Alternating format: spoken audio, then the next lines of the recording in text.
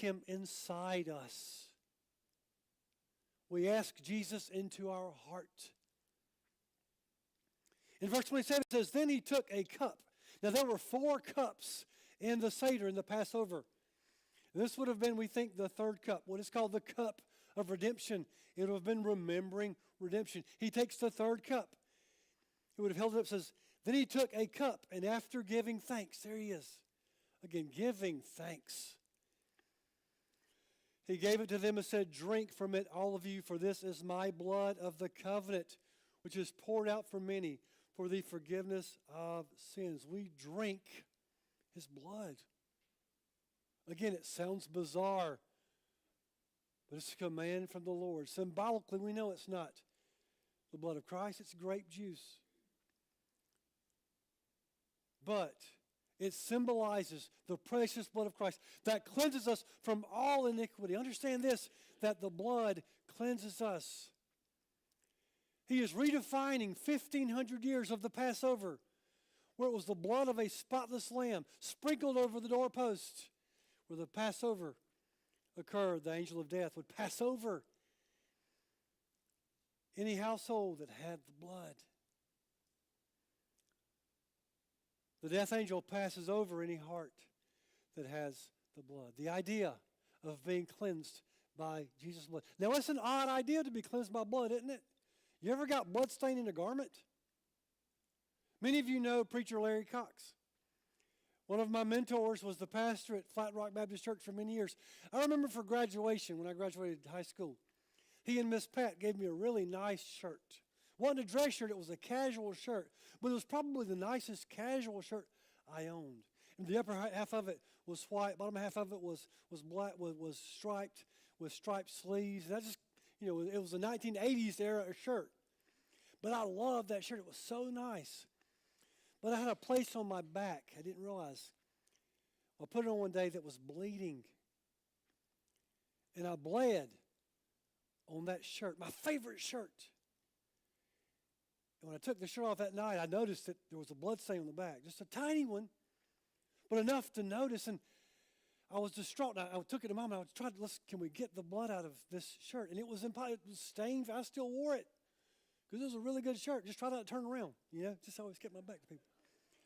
But it was a really nice shirt, but it was blood stained and the blood wouldn't come out. Well, understand this. Jesus' blood is that permanent. He is our once and for all sacrifice. That because of his sacrifice on the cross, we don't bring a lamb in here for the Lord's Supper. He is our Passover lamb once and for all. And he tells us, take and eat and drink. Be cleansed by his blood. But he says this in verse 29, but I tell you, I will not drink from this fruit of the vine from now on until that day when I drink it new with you in my Father's kingdom. Not only do we take, we receive. He doesn't force us. Not only do we eat, not only do we drink, but we also rejoice. We remember and rejoice. All of this is done. It's carved in our table, y'all. Do this in remembrance of me. But we rejoice.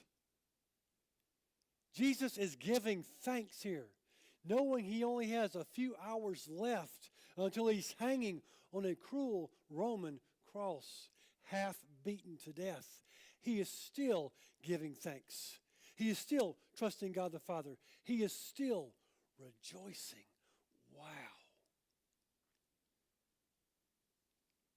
Are you rejoicing this morning? I hope that you are. I hope that you sense a spirit of joy when we come together around the Lord's table.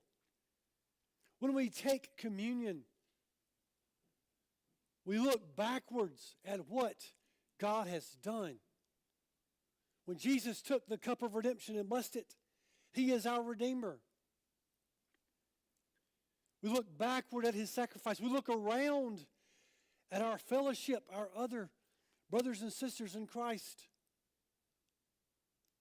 Those who are cleansed by the blood. But we also look inwardly. A moment of self-examination. As the Apostle Paul tells us in Philippians 2, work out your salvation with fear and trembling. look inwardly. As I told you last week, there seems to be in contemporary worship a lack of self-examination, a lack of reflection and contemplation, and that is not a good thing, church. A crucial element of worship is reflection and contemplation. We're to look outward at those in our midst, in our circle of influence, who need Jesus. We don't only look inward, we look. After singing a hymn, they went out to the Mount of Olives. It's quite possible. The hymn they sang was Psalm 136. I want to read it to you. Again, they would have been singing, "Give thanks to the Lord, for he is good. His faithful love endures forever. Give thanks to the God of gods. His faithful love endures forever. Give thanks to the Lord of lords. His faithful love endures forever. He alone does great wonders. His faithful love endures forever. He made the heavens skillfully. His faithful love endures forever. He spread the land on the waters. His faithful love endures forever. He made the great lights. His faithful love endures forever.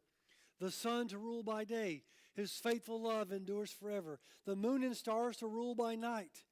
His faithful love endures forever. He struck the firstborn of the Egyptians. His faithful love endures forever. And brought Israel out from among them. His faithful love endures forever. With a strong hand and outstretched arm. His faithful love endures forever. He divided the Red Sea. His faithful love endures forever. And led Israel through. His faithful love endures forever. But hurled Pharaoh and his army into the Red Sea. His faithful love endures forever. He led his people in the wilderness. His faithful love endures forever. He struck down great kings. His faithful love endures forever. And slaughtered famous kings. His faithful love endures forever. Sihon, king of the Amorites. His faithful love endures forever. And Og, king of Bashan, his faithful love endures forever. And gave their land as an inheritance. His faithful love endures forever. An inheritance to Israel, his servant. His faithful love endures forever. He remembered us in our humiliation. His faithful love endures forever. And rescued us from our foes. His faithful love endures forever. He gives food to every creature. His faithful love endures forever. Give thanks to the God of heaven. His faithful love endures forever. What do you think the theme of that psalm is? His faithful love endures forever. Can you imagine Jesus as a worship leader? Can you imagine him singing that hymn with his disciples, leading them in worship? I wonder what kind of voice Jesus had. I don't know what kind of voice he had, but I feel like he sang with all of his might. He praised and worshiped with gusto, and I think he calls us to do the same. I think he calls us this morning to rejoice in his sacrifice. He certainly did. And he's the one that endured it. Endured the cross, despising its shame.